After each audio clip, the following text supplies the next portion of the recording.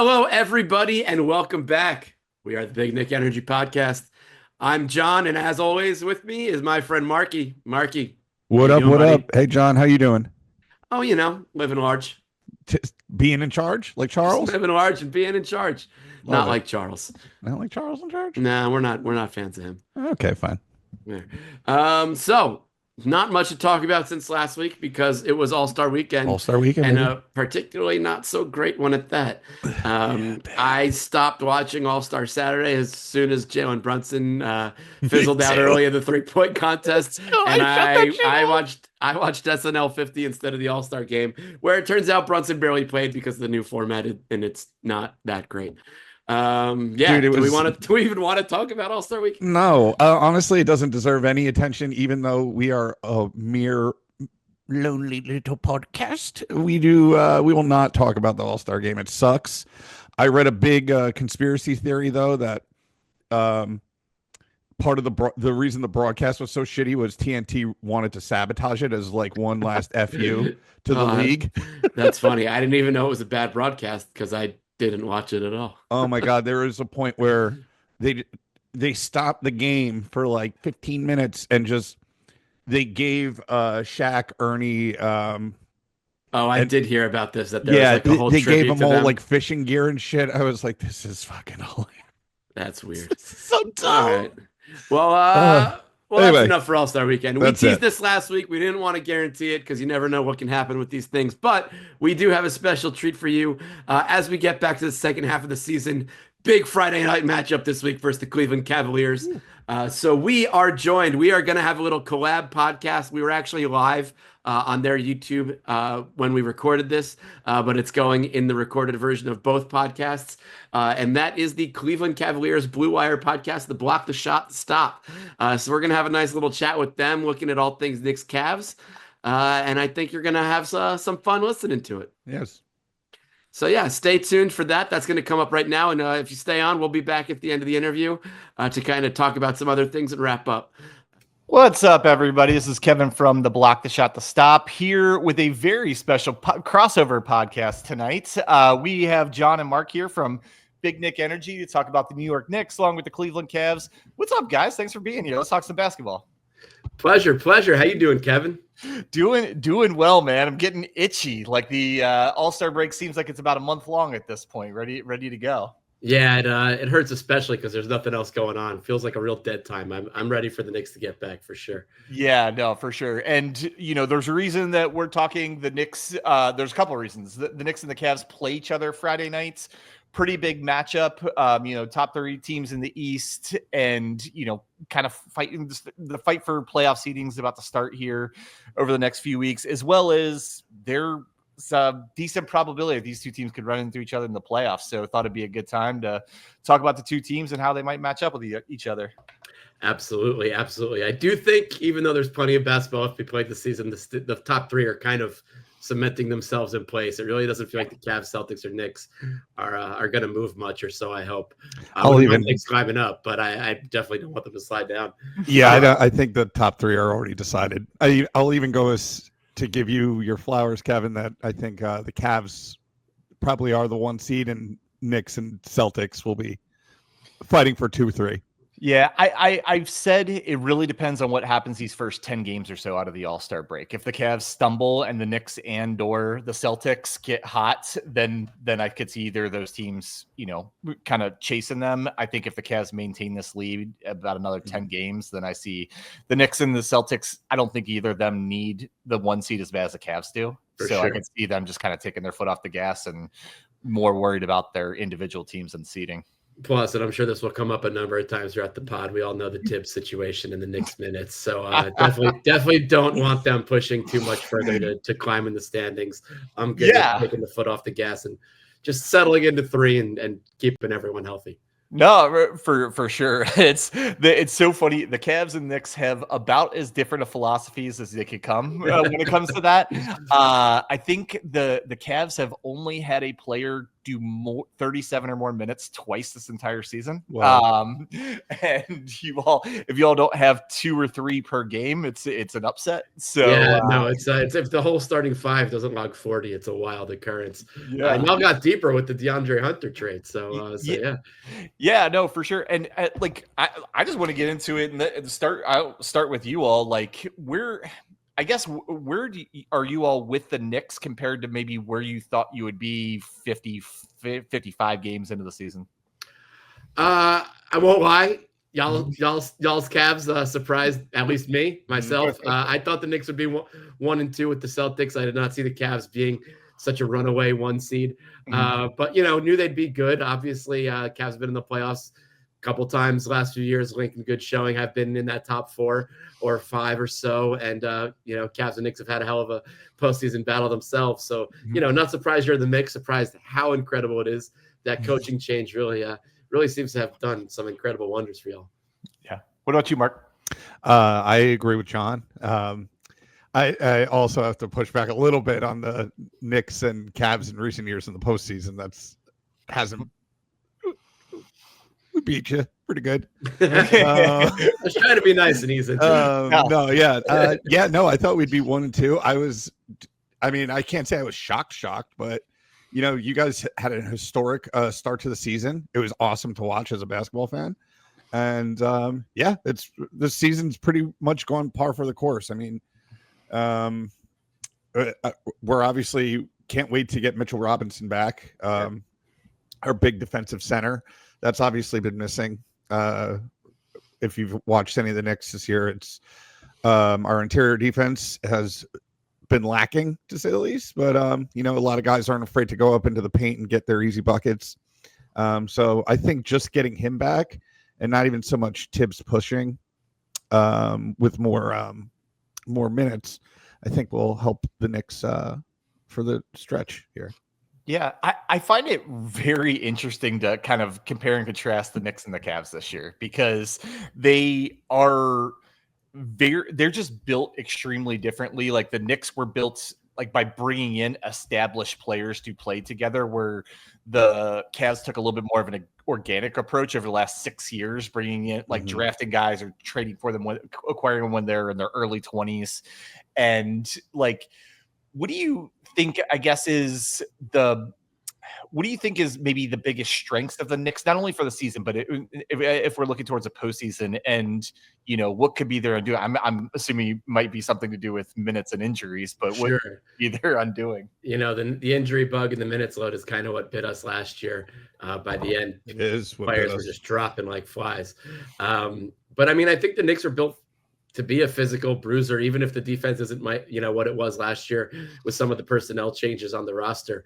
And to your point, while there was a lot made about this particular Knicks roster needing to learn to play together at the beginning of the season, and they did, while this team might not have been drafted together and come up in the NBA together, we all know 3 of the guys played 2 to 4 years together at Villanova. So there is that familiarity on that level. And I think we've seen that, throughout the season.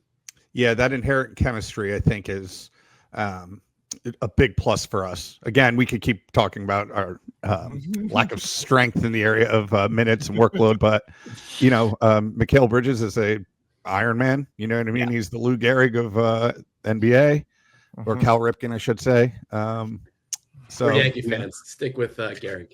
Hey, okay, whatever. I live in Maryland right now, so I kind of had to give some love to the local hero. I think and plus Josh Hart, the dude, you'd have to like clothesline him and pile drive him for him to get out of a game. Yeah, he just plays through everything. I am admittedly not a Knicks fan, but they have a lot of players I really like. Like going back to even before they were Knicks. I'd love to I'd love to talk about the Cavs, because I always want to talk about the Cavs. Yeah, but I also want to hear. We got to talk about both. Yeah, I also want to hear your all's opinion, and I'll give you mine. But like, I know you're both like it sounded like I wouldn't say overly surprised, but at least somewhat surprised. You thought the Cavs would be a very good team, but they've turned into a great team in the regular season, right? Yeah. I mean, we probably shouldn't have been that surprised. We saw in Brooklyn what Kenny Atkinson can do at the Little Brothers Next Door. And obviously, I think an underrated angle of the Kenny Atkinson renovation's the wrong word, but it just came out. The Kenny Atkinson kind of rejuvenation, that's what I was going for, is that he coached Jared Allen in Brooklyn before. I don't think that's been talked about as much. So he was coming in with a guy he knew who could anchor that front court for the Cavs and probably unleash him in ways Bickerstaff couldn't in years prior. So I think that that we probably shouldn't have been as surprised. It's just, I think any team outside of like the 2015 Warriors and the 98 Bulls going on this kind of a run in the regular season is a surprise, Yeah. No, for sure. And the biggest surprise with the Cavs is honestly their offensive efficiency. Like defensively, they're about where you thought they'd be, like, towards the bottom of the top 10 as far as defensive efficiency. A lot of things like make sense about the team, but offensive efficiency, they're clear 2 points ahead of anyone else. Actually ahead of the Knicks. Knicks are second in offensive efficiency, or offensive rating, I should say. And the Cavs have done it. It's been very much a sum of their parts type team. I mean, the Cavs had 3 All-Stars, but all of them, you could say almost like their numbers are a little bit less than they could be. It's kind of a contribute for, or, sacrifice for the team kind of thing. Everyone, a lot of it is, I think why it's understandable that everybody thought Boston and Knicks won 2, and frankly, I kind of did too, but like you never believe in the young team until they give you a reason to believe, right? Sure. And the Cavs were a team you could see, man, they're coming, they're good, they're very good, but then they just popped. I mean, to start the year, they're 15-0, right? Yeah. And the fact that you get so many guys kind of like taking the leap or evolving their game, like you wouldn't say Donovan Mitchell made a leap this year, but he evolved his game for the betterment of the team. Yeah. Him and Garland are playing the most aggressive defense. Not they're never going to make an all defensive team, but they're playing so much better defense than they did the last couple of years.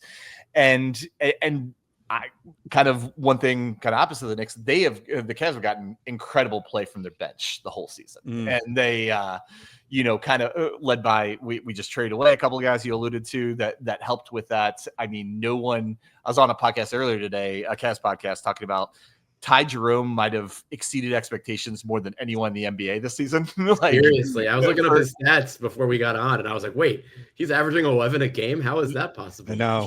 He just like he fit in what they're doing. They have a lot of guys that like give them what they need that night to win. And sometimes it's like come in and play 12 minutes, make a couple of shots and play great defense. There's been other nights where they've had guys out and Ty Jerome had to play 30 minutes and he scored 20 plus points that night. And so they really have gotten a lot of contributions, but all that's to say, and we'll come back and we'll preview the game Friday, but like looking forward to the playoffs, like I think it's understandable if people are like, I want to see it in the playoffs before I totally believe in this Cavs team.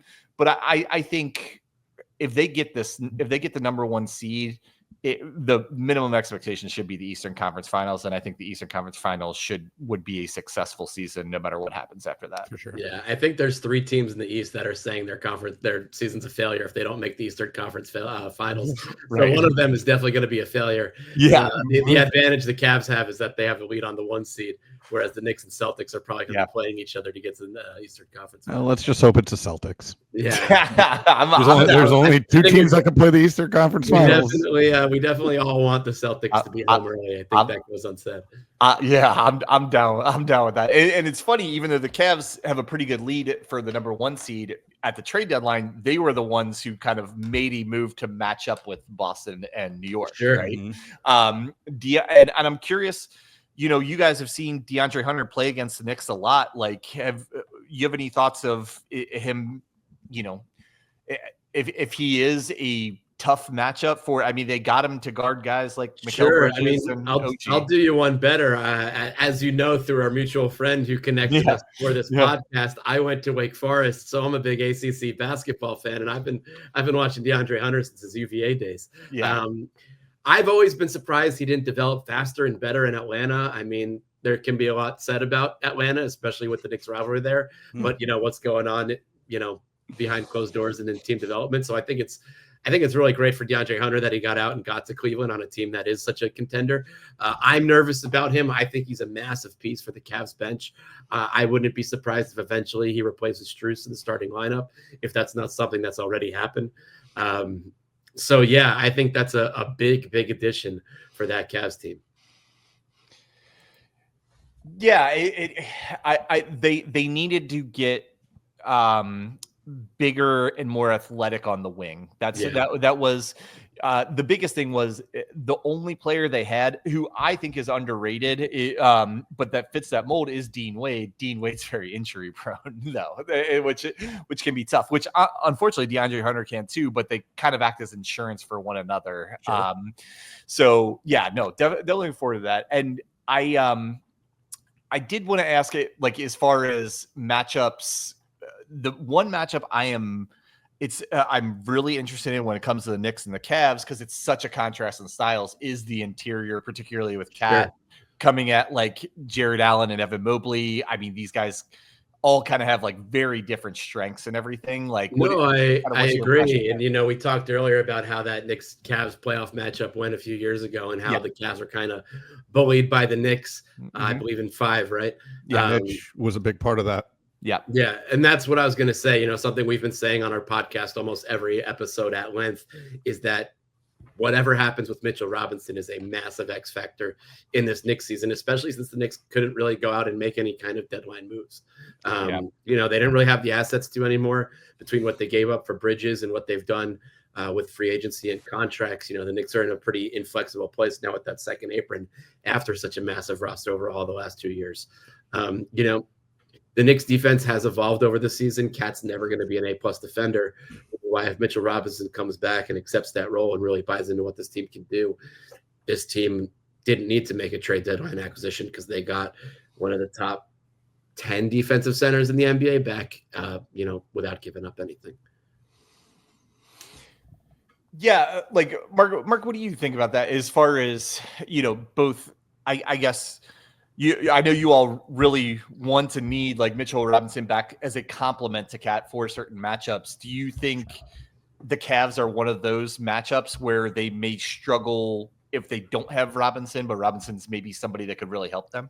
Yes, I do think that Robinson would be an X factor, especially against you guys, even the Celtics as well, like with Kristaps, and being able to like how the Celtics deploy Kristaps as like that very big forward that can spread the floor like Cat can. So I think it unlocks something in Cat's game that he is less having to get back as quick, having to get under the rim, having to get into position where that's not his strength. To deal with somebody like Jared Allen, who is going to be crashing the boards. It's like Cat, for as big as he is, he just guys just go past him and get the offensive rebound at times, and it's a little baffling, but it's not his game. So, and to answer your question specifically, Kevin, I do think that Mitch will play a huge role in any potential Cavs series because as we've been saying, Knicks front court's thinned out. We lost Randall, we lost Hartenstein, various circumstances, and Mobley and Allen are such an imposing front court, and that's where the Knicks really suffer. I mean, luckily the Knicks have OG Anunoby, who can play bigs and can play maybe not 5s, but can at least D up 4s.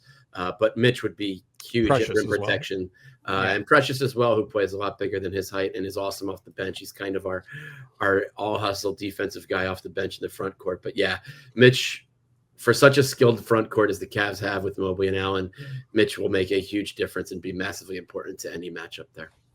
Yeah, and from a Cavs perspective, it's a very yin and yang matchup, especially if Robinson's not back and healthy, right? One of the biggest reasons the Cavs have worked so well this year, I said coming into the year, I believe in their talent. I don't necessarily believe that they complement each other, those talents, because you got 2 small guards in the backcourt, you got 2 7-footers in the front court. Can they complement each other?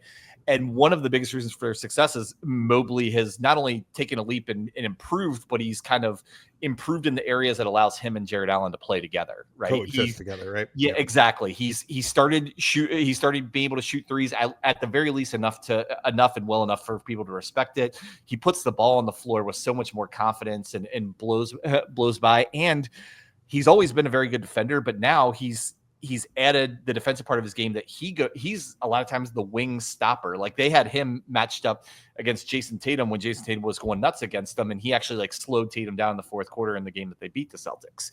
And so the biggest thing I wonder, and I think for the most part, you alluded to Kenny Atkinson has been a revelation. The guy, he won the first 2 months Coach of the Year, and if they'd have given it out in October, he probably would have won then too. Sure. But the one, and he's made 9.9 right moves for every 0.1 bad move this year. But the one thing he's done in a few specific games is he's adjusted the rotations to match up against the team, against the other team. I want while the Cavs don't match up perfectly against the Knicks, I want them to play both 7-footers, 35 plus minutes. I want them to play both Garland and Mitchell 35 plus minutes and take advantages of, the Cavs are going to have a lot of mismatches and the Knicks are going to have a lot of mismatches, and who can exploit those more, basically, right? For sure. No, that was actually something I wanted to ask you. I've tried to watch the Cavs here and there where I can on League Pass, but my schedule's been a bit hectic, so I haven't been able to watch as much as I'd like. You mentioned earlier that Mitchell's made some sacrifices for the team. Yep. We've seen Brunson do the same. His scoring's a bit down. His assists are a bit up. But, so much of I feel like the last 2 years Cavs team was kind of almost hockey line changes where it seemed like it was, I guess, Mitchell and Allen and then Garland and Mobley, and they would switch up the two teams with supporting casts around. What has Atkinson done that has let, these four big, massively talented basketball players share the court more, play more as a unit, especially the backcourt of Garland and Mitchell, who in the past both have been such ball dominant guys. Yeah. What are the Cavs doing that kind of incorporates that and makes them flow as a unit so much better?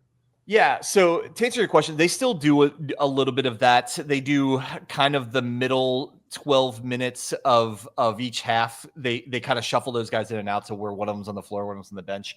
But you are right. They play together. I'd actually start on the other way. Mitchell and Garland are giving such better defensive effort, and they've put enough other strong defenders around them that they can play together more, right?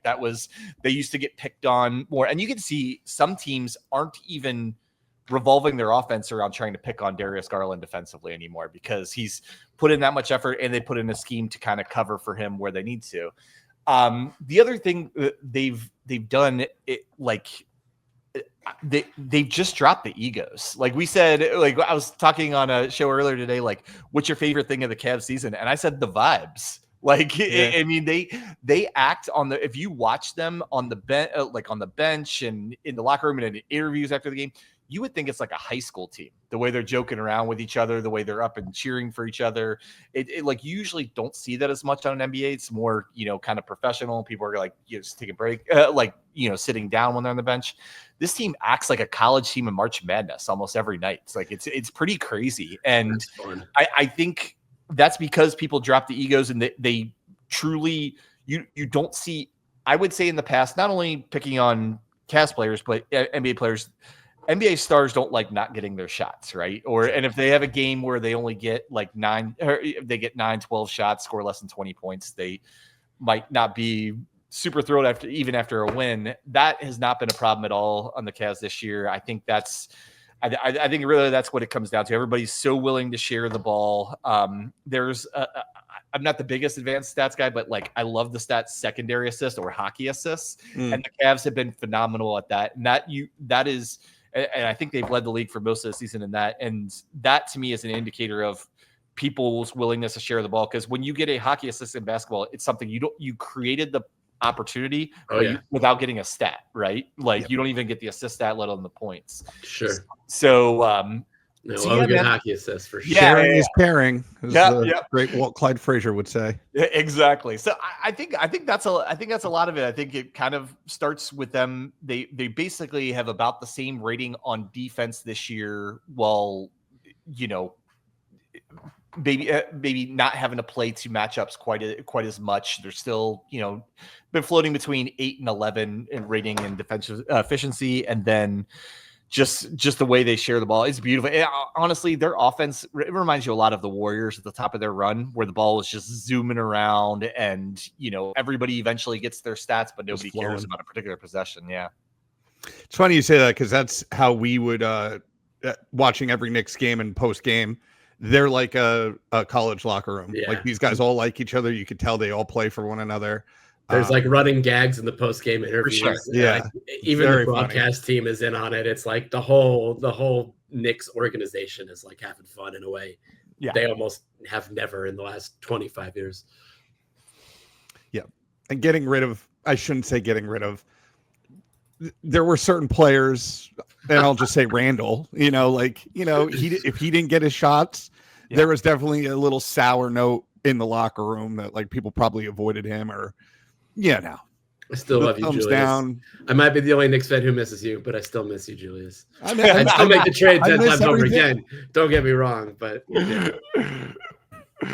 Oh, that's so funny. Well, you were asking me about Garland Mitchell. That kind of leads me into a question like, how would the Knicks match up with them? Because you would think they're a matchup problem just as far as the Knicks don't naturally have maybe as much speed as the Cavs backcourt has. They have incredible defenders, but they more use kind of their size and athleticism. Like, how do you think the Knicks would match up with the Cavs like all-star backcourt?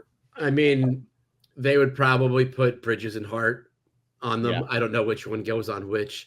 I would see Mobley guarding I would see OG guarding Mobley. That kind of rhymes, which is why I mixed it in my head. And then Cat on Jared Allen.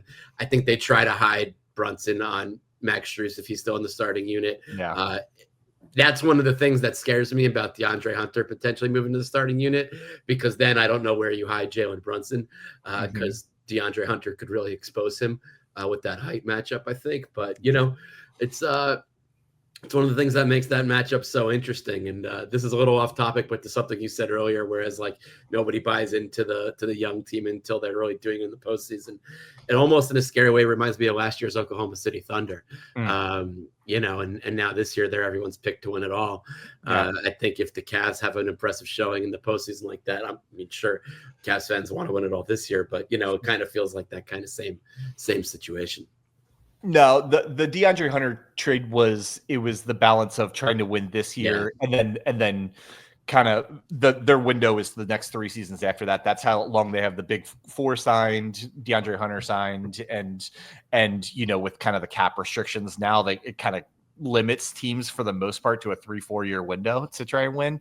And so the DeAndre Hunter basically like pushed them into starting this year. They have the next 3 to 4 seasons to try and win. And that matches up with their timeline. All their best players are between 23 and 28. Like now's the time to start that window. For sure. And another thing about the backcourt matchup, and we've touched on benches, and a name we haven't mentioned that we love to talk about is Deuce McBride. And he's got the speed maybe the rest of the Knicks roster doesn't have in terms of defense. I'm sure he'll come off the bench and be playing on both Garland and Mitchell, and hopefully from our side be giving them fits on defense. Yeah, no, for sure. Well, let's talk a little bit about the game Friday night before. I mean, we talked kind of about both teams. We're circling around it and everything. Like, I kind of mentioned it. I really think these first 10 games out of the break are going to determine what happens the rest of the season. Are the Cavs going to stumble, and either the Celtics and or Knicks going to try and make a real push to get into the top, in the Knicks case, 1 or 2 seed, or so, and the Cavs have a really tough stretch that starts with the Knicks. They play, frankly, 5 or 6 of the top teams. So that's actually something I was going to ask you, because I didn't have a chance to look at the Cavs schedule. Is this their first game coming out of the break? No. It's their second. They play Brooklyn Thursday. Okay. We both have back-to-backs. They're doing the New York thing. And this is just likewise. The Knicks have the Bulls Thursday and then host the Cavs. Sorry to cut you off. No. I've been a little down on the NBA. I know John has heard me say this as far as like scheduling this year. I've noticed a lot more back-to-backs and a lot more like 3-day layoffs, like to try and compensate. And I know a lot of that has to be early in the season with the play-in.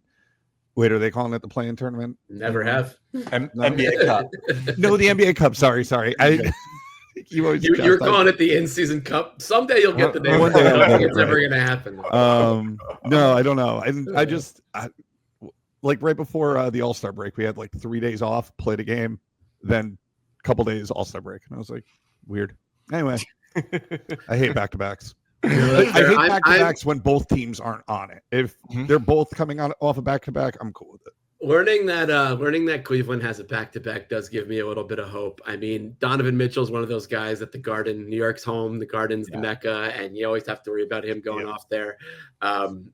And, something we've talked about a lot on our podcast is that the Knicks do not play good teams very well. They haven't beat up on the Celtics. The Nuggets, for some reason, they own the Nuggets. Yeah, but every other top team, they handled some of the West, but like the Lakers came into the Garden and handled them with ease. We haven't played the Celtics well yet this year. And we have the Celtics on Sunday after this Friday night Cavs game. So, the Knicks need to win one of the Cavs or Celtics games. I think they're right around 500, maybe a game or two below against playoff teams in the NBA this year or something like that. I don't have that up in front of me. So yeah, Friday night's a big matchup, and I'm very nervous going in. I won't lie. I'm optimistic I'm hoping that the Cavs just have such a great time at Barclays Center and beating up the Nets that they're just so like, oh guys, we're just gonna phone it in today. We 140 burger dropped on the Nets head. Oof. And maybe the Cavs will rage in the meatpacking district after beating the Nets, and then they'll be hungover on Friday. We can only hope, right? Karis LeVert will be in Atlanta FaceTiming like, yo, I wish I was still on the team. This is great. I will say the couple times they played this year, Kenny he's made a point to stick it to the Nets. Who can blame him? Yeah, right. I mean, so I wouldn't be surprised to see him leave. He's big on like pulling the starters as soon as the game's even close to decided. I wouldn't see him surprised leaving them in a couple more minutes on Thursday night. But yeah, no, one thing I would look out for in this matchup, and it's been a trend this whole season. Like, so the Cavs have this big four, everybody knows, and everybody thinks of Jared Allen as the number 4 of the big four. He was the only one who wasn't an all-star this year. But in the Cavs' biggest matchup, particularly their big matchup is against the other like all-star level centers in the NBA, Jared Allen has been their best or their second best player in almost every single one of these games. Nice. Like he had like a 25-20 against Anthony Davis. He outplayed Joker twice this year when they played. Something like this. So for whatever reason, he gets up when he plays these centers at the level of Cat. Cat has been one of the probably 3 best centers in the NBA this year. I wouldn't be surprised, especially as you guys even alluded to, you put your strongest defenders focus on the backcourt on Mobley. I wouldn't be surprised to see Jared Allen have like a 20-15 game or something like that on Friday night. I unfortunately wouldn't either. But to your point, the Knicks have something similar. Obviously Brunson and Cat were our all-stars, our all NBA guys. They get all the headlines. Bridges and OG are both talked about ad nauseum, both because of the trade and the max deal in the offseason and because, they've gotten the name Wingstop as their defensive wing stoppers. Yeah. And there's a lot of hype there. But I think if you ask any Knicks fan who watches games, Josh Hart's the real MVP. And, he's the one filling the stat sheet. He's got 7 triple-doubles on the year. We have a fun Josh Hart triple-double watch segment on our pod. But, yeah, I mean, he's playing hard defense. He's filling the gaps everywhere on offense. I mean, when he wants to get ahead of steam and take the ball to the hole, whether it's in the half court or on the fast break, it can be dangerous. But he's one of those guys who's very accepting of his role as well. He's not looking for his shot. He knows that he's the glue guy and doing everything else, and he relishes in that. Yeah, absolutely. And on the flip side, for what I'm worried about for the Cavs for Friday night is they're far and away their best person to guard Brunson is Isaac Okoro, and Isaac Okoro is still hurt. He's been out for almost half the season now. Sure. And they don't have, as much as I've complimented Donovan Mitchell and Darius Garland for their improved defense this year, neither of them are, a defensive stopper on Jalen Brunson by any means. So I worry of everybody in the lineup. Brunson, it's kind of taboo to say you're worried about Brunson having a big game offensively, but yeah. And to your point about Josh Hart, I love, advanced stats, all this stuff about NBA, but then I like to just say, he's a winning player. I love, he is a guy that you win with. I think there's several Cavs. I think Jared Allen is a guy I describe that with. Jared Allen's not the most talented guy, but he makes winning plays all the time. It will never make sense that the Nets threw him in that trade. It will never, ever. Yeah. Jared Allen is one of the great steals in NBA trade history. Yeah. And Sean Marks is somehow one of the longest tenured general managers in the league. Yes, who does? I can tell. You guys love to pick at the Nets whenever you get a chance. Not even that. It's just you can't look away from it sometimes. Yeah. It's like they're right next door, so you Yeah. hear the news and you're like, oh. They kind of bring it on themselves. I grew up in Jersey. I grew up going to Nets games. I saw Jordan's Last Dance Bulls play against the Nets twice in Jersey, and I loved the New Jersey Nets. But when they moved to Brooklyn, they very specifically looked for a fight with the Knicks. They took out a billboard across the street from Madison Square Garden.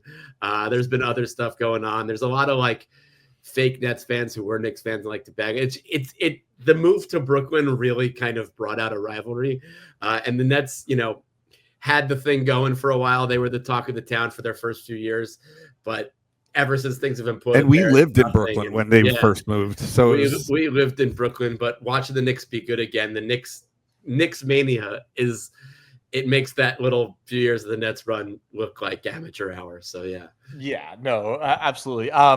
We did get one. We got a few comments here. I was just going to throw one to Mark. Ron Bailey asked, when Mitchell Robinson does come back, do you see him and Cat playing together in certain lineups to try and improve the interior defense, or do you think they more rotate the two? I think it's going to be a bit of both, but I do think you'll see a lot of them in a lineup together.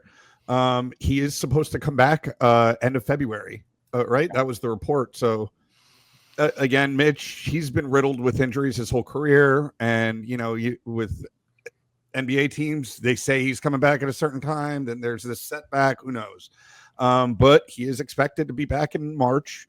And I do foresee that. I think it helps open up, I've talked to John, you could elaborate more on this. It allows Cat to be more offensive minded, less, like I said, having to get back on defense, having to worry about the other team's center.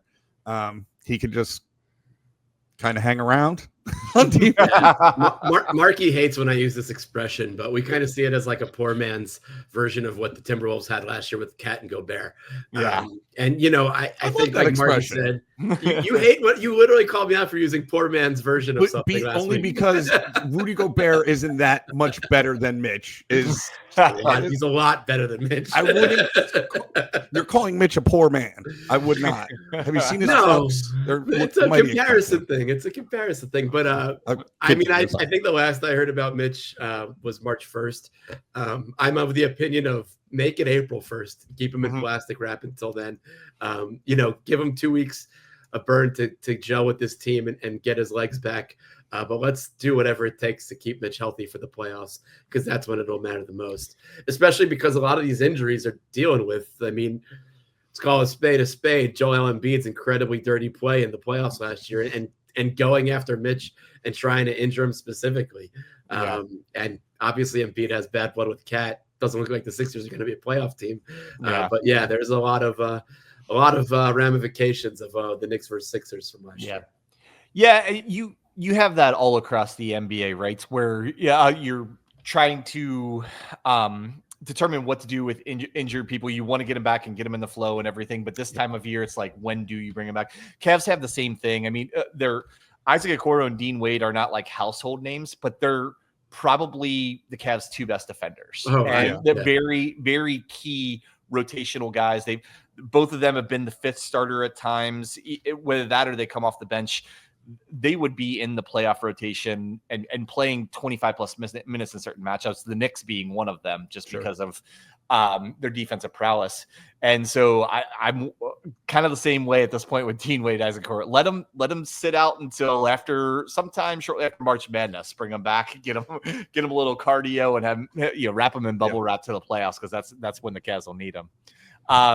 Well, guys, this is awesome. Any final thoughts before we get out of here? No, this was a lot of fun. This is great. Thank you. Best of luck, Kevin, until we play you guys. Yeah, exactly. We'll have to We'll definitely have to do this again before we play each other in the Eastern Conference Finals. So let's set a date in May. We'll make it a deal. If our two teams match up in the Eastern Conference Finals, we'll do a pod a day or two before and do a little preview together. I like wait. it. So. I feel like we all want the Celtics to lose, so instead of saying if, let's say when. I don't want to jinx anything, but let's bag on the Celtics a bit. We're Knicks and Celtics fans. We should never be this confident. We're Knicks and Cavs fans, but yes. Oh, yeah. Sorry. No. Celtics fans allowed here. All right. Well, John, Mark, thank you. This is awesome. Thank you, everybody, for tuning in. You can find this episode on either one of our feeds. We're both going to put it out either later tonight or first thing tomorrow. So with that, whether you're a Cavs or Knicks fans, everybody have a good night. Good night. Thanks. Later, y'all. And there you have it. Hope you enjoyed that little conversation with the Block the Shot to Stop and our guy, Kevin Lynch. Thank you to them for having us on. That was a ton of fun. Kevin, I'm sorry again. I accidentally said Celtics there. It's Cavs and Knicks fans. We shouldn't be this confident. We got to. You really stepped on your own joke there. I know I did. I mean, from my perspective, that made it funnier. Yeah. No. Anyway, I guess so. I love you, buddy. Thanks. All right. So we talked at length about that matchup. Real quick, we got 3 games before we're coming back to you. It is Thursday night at home versus the Bulls, Friday night at home versus the Cavs, and then Sunday in Boston against the Celtics. Marky, as a whole, what are you thinking from the next 3 games? 0-3. 0-3. Just kidding. All right, that is. I'm not super optimistic. Got to beat the Bulls, especially after that ridiculous trade. Bulls is an absolute must-win. Yeah. To start this off. Because the Cavs are coming off a back-to-back as well on Friday. I think we could go 2-3. That to me would be a big win. Obviously, you mean 2-1? 2-1. I'm sorry. Take Take 2 out of the 3 games. If we could win all 3, that would be one hell of a way to come out of the All-Star break. But being realistic, no, I'm with you. I think 2-1 is mandatory. Got to beat the Bulls, obviously. Can't lose to bad teams, like we've said before. And then you got to split Cavs and Celtics, the 2 teams above you. We've said before, going to say it again. Knicks have to start winning these big games and beating good teams. Got to. These are the and I'd like teams to see we're that going to start play. this weekend. Yeah. Sorry. No, you're good. I mean, a lot's been made of the minutes load. They don't have excuses this weekend. They're coming off the All-Star break. Everyone should be rested. Sure, they have the back-to-back Bulls and Cavs. But, even the travel up to Boston isn't that bad. There's really no excuses not to take one of those games this weekend.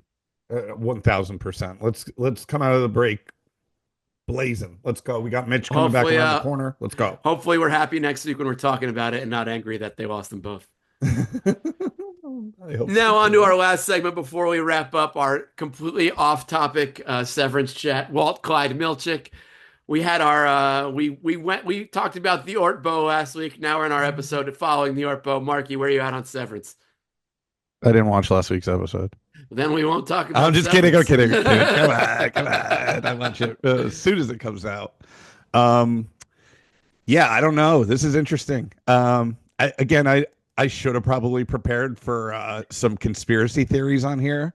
It's all good. We were busy preparing for our Cavs chat. We were. Jared Allen took precedence over our innings. So yeah, Donavan M, Evan M, Jared A, and Darius G were more of our focus this week. We love it. I do have one question. I enjoyed it. Obviously, it feels like that Ortbo episode from 2 weeks ago is going to be one of the standout episodes, if not the standout episode of the season.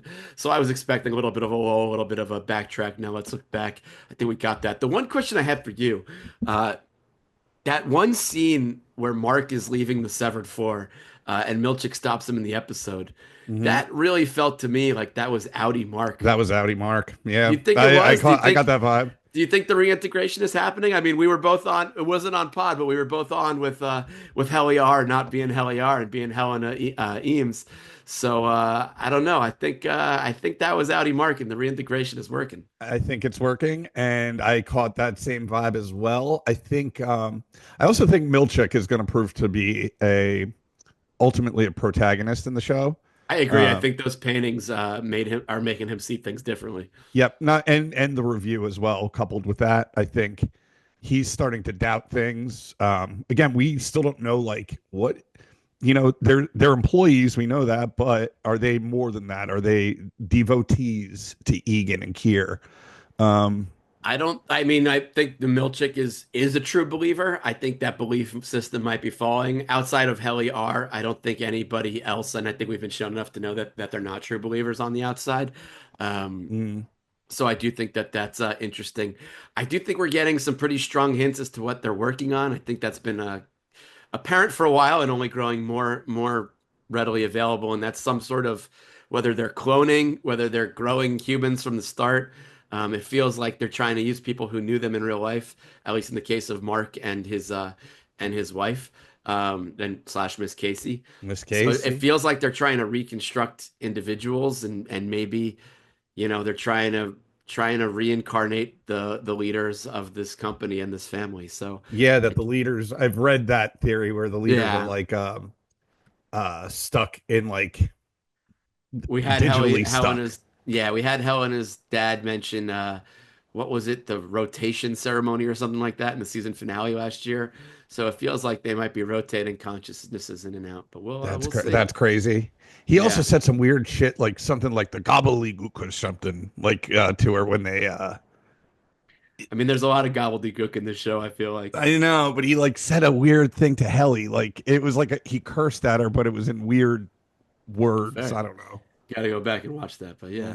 Yeah, it was weird. Maybe we'll do this segment a little better next week. I Yeah, think no, this yeah, we'll do better. Or And we'll I think cancel this it. is one of our longer podcasts we've ever given y'all. So we're going to wrap it up now. Yeah. Hopefully you enjoyed our little Cavs segment in our chat. Thanks again to the Block the Shot the Stop for Thanks, coming on. Kevin. Kevin there. Kevin's our guy. We missed you, Tim and Skylar. Hopefully y'all can make the next one. But as always, like, subscribe, follow, comment, engage, tag us. I love talking to y'all in the comments when you jump in there. So please let us know what you think.